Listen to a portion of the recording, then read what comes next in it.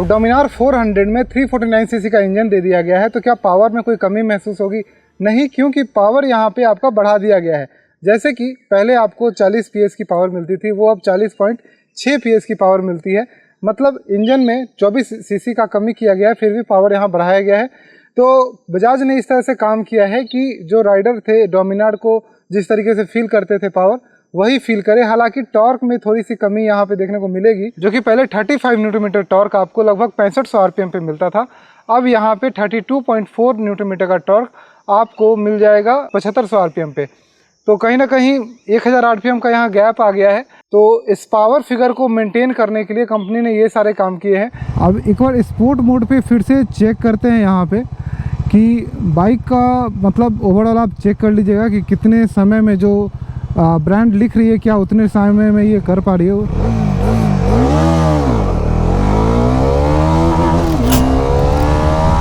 बिजली तो मार देती है बाइक तुरंत।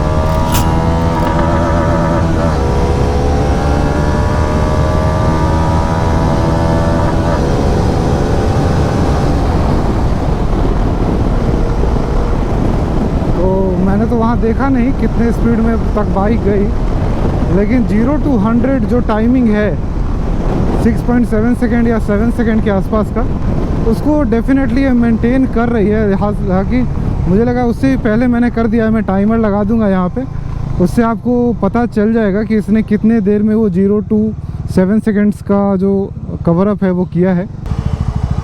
इस बार मैं 30 की स्पीड से चेक करूँगा कि 30 के स्पीड से किस स्पीड तक हम जा पाते हैं।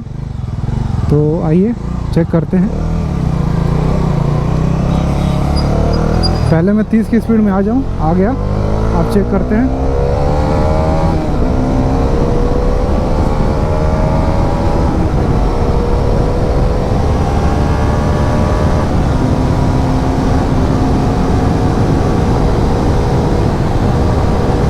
रोड अनइवन है थोड़ा।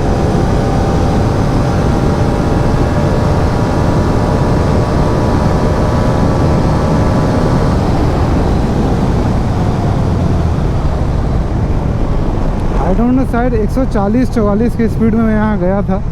5th गियर तक ही जा पाया, क्योंकि 6th गियर जैसे ये NS से कहाँ डिफरेंट हो जाती है वो मैं बताऊँ तो 6th गियर इसमें जब हम 144 की स्पीड में जाते हैं और 150 तक इसका टॉप एंड जाता है, तो हम 6th गियर जब लगाते हैं तो हम 110 पे आराम से क्रूज़ कर पाते हैं। तो वो फ़ायदा हमें मिलता है इस बाइक में।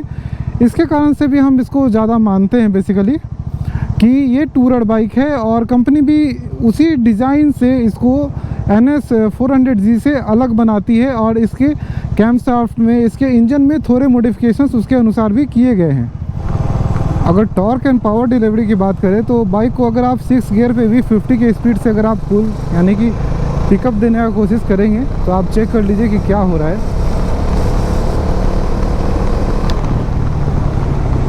लगभग आराम से मतलब चली जा रही है। हालांकि 6 गियर पे मुझे लगता है 50 का स्पीड काफ़ी कम है इसके लिए, क्योंकि हल्का सा प्ले सा साउंड आया है। तो 6 गियर पे मिनिमम आप 70 के स्पीड के आसपास चले तो उससे, क्योंकि 4000 आरपीएम से नीचे ये लगाना मतलब 6 गियर लगाना कहीं ना कहीं गलत मुझे लगता है, क्योंकि 4000 आरपीएम आते आते ये लगभग 75 से 80 के आसपास चली जा रही है। ये आप चेक करेंगे तो देखिए 75 से 80 ये 4000 आरपीएम के आसपास चली जा रही है।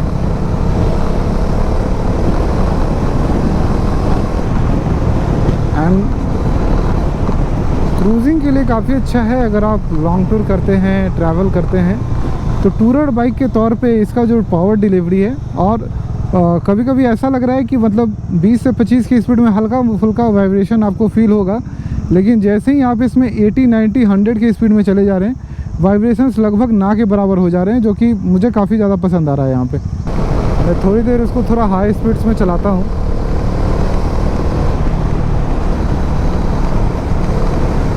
आप सिर्फ इंजन का साउंड सुनेंगे और पावर को फील कीजिए सभी गियर शिफ्टिंग्स के साथ, या फिर आप जो ब्रेक है उसको।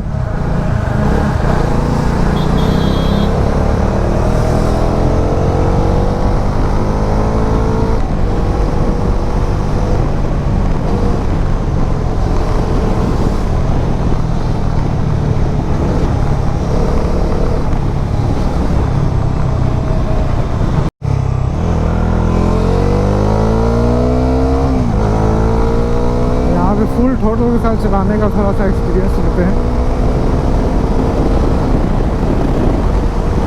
तो जैसा कि मैंने बोला 100 के स्पीड के आसपास जो क्रूज़ अगर आप करते हैं तो आप चेक कर सकते हैं कैसा इंजन का साउंड रहेगा।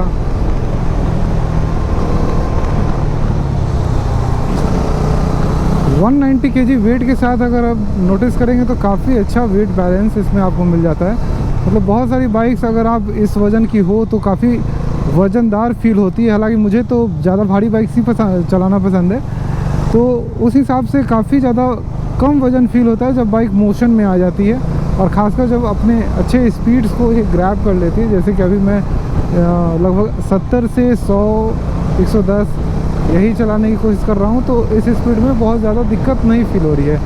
प्लस जो ब्रेक आपको मिलते हैं, जैसे फ्रंट में आपको 4 पिस्टन कैलिपर्स के साथ ब्रेक मिल जाते हैं 320 mm के, तो उसके साथ ब्रेकिंग कैपेसिटी अच्छी मिल रही है और बहुत स्मूथ ब्रेकिंग में मैं बाइक को आराम से रोक पा रहा हूँ। मतलब बहुत ज़्यादा वो टेंशन नहीं है, ऐसा फील हो रहा है कि बाइक रुकेगी कि नहीं रुकेगी, तो कोई अनकम्फर्ट वाला फील जो है वो ज़्यादा नहीं आता है इसमें भी। बहुत लोगों का सवाल होता है कि स्मूथ गियर शिफ्टिंग में बाइक कैसा परफॉर्म करता हूँ, तो वो करके मैं दिखाता हूँ, जिसमें आप आराम से बहुत ज़्यादा टॉप एंड पे नहीं, आराम से गियर चेंज करते हैं। जैसे हम टूर करते हैं किसी पिलियन को लेके, तो इस हिसाब से लगभग हम गियर चेंज करते हैं। तो इस तरीके से अगर आप गियर चेंज करें तो बाइक को मतलब स्मूथली भी अगर आप हैंडल करते हैं तो लगभग 6 से 7 सेकंड में आप बाइक को 80 के स्पीड में ले जा सकते हैं। अगर पिलियन को कोई भी तकलीफ़ यहाँ पे नहीं देना चाहते हैं उस केस में भी, तो ये भी बहुत मतलब ठीक है, अच्छी है।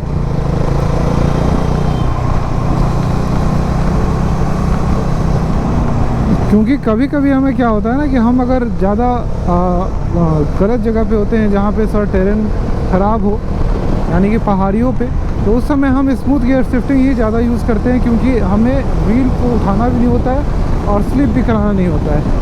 तो दोनों ही केस वहाँ पे ज़्यादा बेटर होता है। और जैसे ही आपको जगह मिलेगा बाइक अपने मन से 90 to 100 के स्पीड में चलना शुरू कर देती है, जो कि सबसे सेफेस्ट स्पीड होता है अगर कोई टूर करता है तो। और अगर 4 लेन पे हैं आप, तो आप आराम से इस बाइक को 110 की स्पीड के आसपास में चलाएंगे।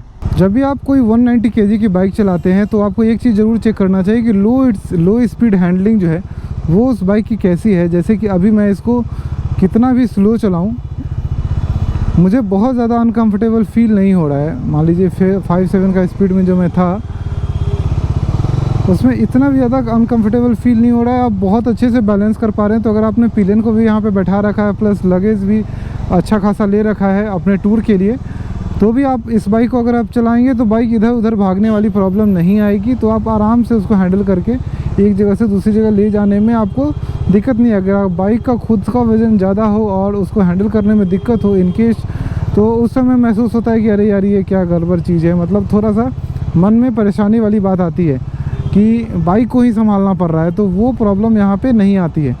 जैसे कि मैं आपको और भी स्लो स्पीड थोड़ा सा यहाँ पे चेक करा दूँ। हालांकि बाइक फर्स्ट गियर में ही बिना एक्सीलेटर के 13 के स्पीड में चल रही है। तो बहुत सारा सवाल होगा कि क्या माइलेज भी पहले से ज़्यादा मिलेगा। तो मेरा कंसर्न है, क्योंकि यहाँ पे टॉर्क में आपका आरपीएम जो है वो ज़्यादा आरपीएम पे आपको फुल टॉर्क मिल रहा है। तो कहीं ना कहीं अगर आप 100-120 की स्पीड में आसपास क्रूज़ करते हैं तो आपको माइलेज में पहले जितना मिलता था लगभग 30 से 35, वही माइलेज अभी भी आपको मिला करेगा। इसमें कोई ज़्यादा खास अंतर नहीं आएगा। आप हाईवे पे 80 के स्पीड में लगातार क्रूज़ करते हैं तो आप 35 प्लस के ऊपर माइलेज में जा सकते हैं। अदरवाइज़ आप 120 को आराम से लगातार टच करते हैं तो 30 से 35 के बीच में ही रहेंगे आप। बाकी डिज़ाइन लैंग्वेज में बहुत ज़्यादा चेंज नहीं है, लेकिन आपको क्या क्या देखने को मिलता है वो मैं आपको यहाँ दिखा देता हूँ। सबसे पहले आप देख सकते हैं, तो जब भी आप हाईवे पे चलते हैं तो सबसे ज़्यादा जब आप ठंडी इलाकों में जाते हैं तो आपको दिक्कत होती है। उसके लिए आपको नकल गार्ड्स दिए गए हैं जो कि काफ़ी बढ़िया है। एक बड़ा वाइज़र दिया गया है विंडशील्ड के लिए, यानी हवा से बचाव के लिए, तो आपको यहाँ भी फ़ायदा मिलने वाला है।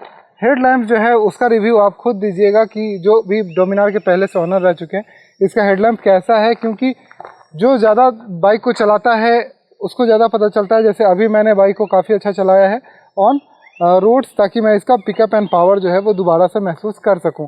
बाकी आप रॉबिल का डिज़ाइन चेक कर सकते हैं, ये आपको कैसा लग रहा है। 320 mm के डिस्क ब्रेक के साथ आपको 4 पिस्टन कैलिपर्स वाले यहाँ पे बाइबडी के ब्रेक्स मिल जाते हैं। Dual channel ABS plus rear में आपको 230 mm का डिस्क ब्रेक विथ ABS आपको देखने को मिलता है। और ट्रैक्शन कंट्रोल भी आपको मिल जाता है, प्लस इंजन में आपको स्लीपर क्लच भी यहाँ पे देखने को मिलेगा।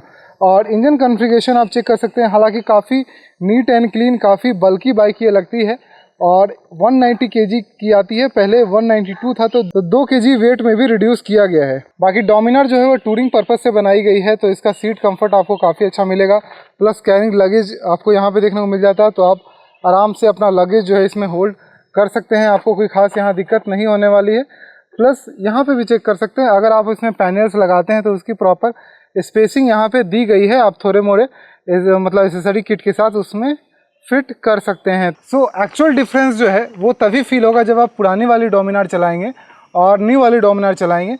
लेकिन जितना माइनर गैप दिया गया है अब, क्योंकि पावर और टॉर्क में बहुत ज़्यादा कम डिफरेंस दिया गया है।